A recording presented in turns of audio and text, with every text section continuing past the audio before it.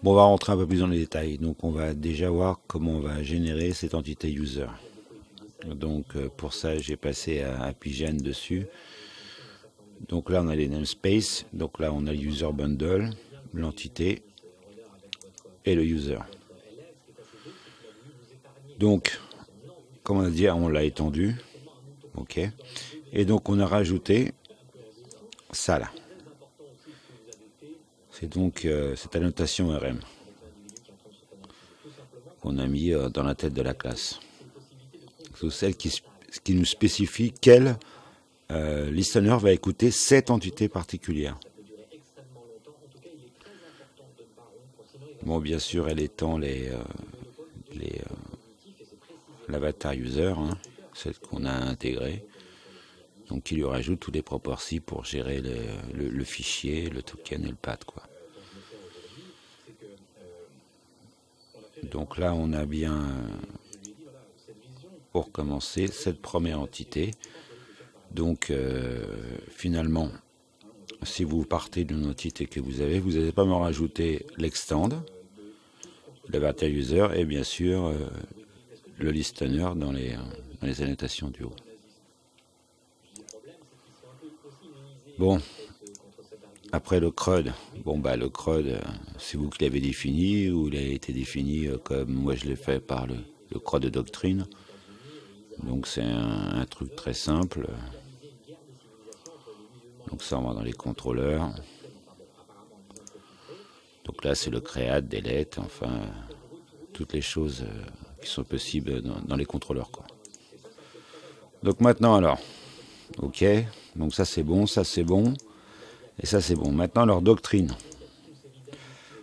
Au moment que le CRUD va informer la BD, donc ça l'a marché, il faut qu'il informe l'avatar user listener. Donc, comme on l'a vu, on a mis dans l'entête de l'ORM de l'entité user, je vous le remontre.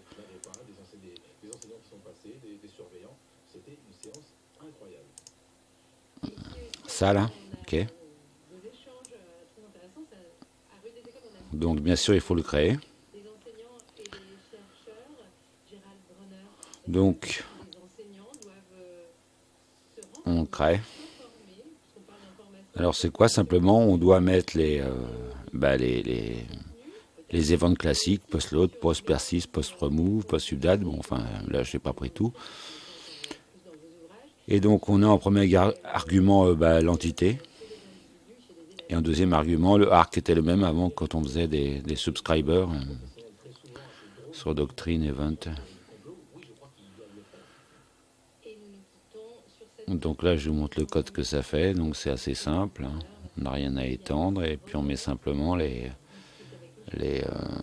fonctions pré-persist en respectant l'utilisateur et la 5 des arg. OK. Ensuite, il y a une autre chose à faire, c'est qu'il faut le créer en service. Donc on crée un service, avatar class, qu'on met sur une classe, donc sur la classe de notre listener.